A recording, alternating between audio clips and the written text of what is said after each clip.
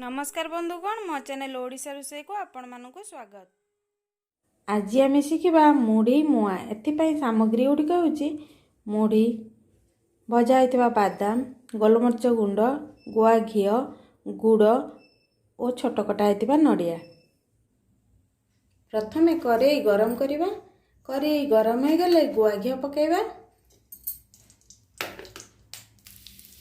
घी गरम हो गले एथिरे कटा होता नड़िया पकेबा नड़िया को अल्प भाजिबा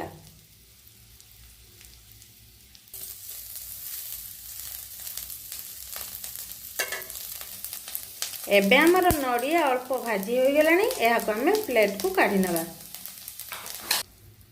एबे कड़ाई रे गुड़ पकेबा गुड़ तरलिबा पई यह को किछि समय छाड़ीबा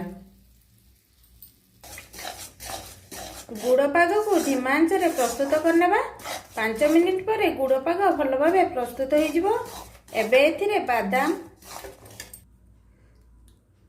गोलमरीच गुंड नड़िया पकाइबा या को भल भाबे गोलाई देबा।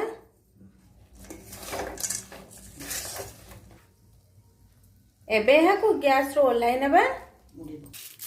एबे एथिरे मुढ़ी पकाइबा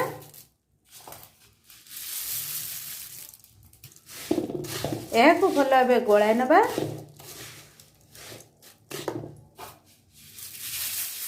यहीपरि भाव सब मुढ़ी पकईदेबा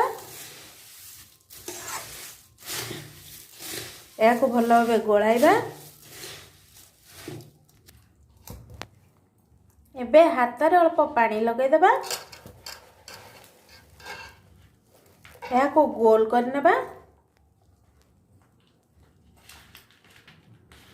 यही भावे गोल करनेबा आपण बड़ साइज रे करि परिबे।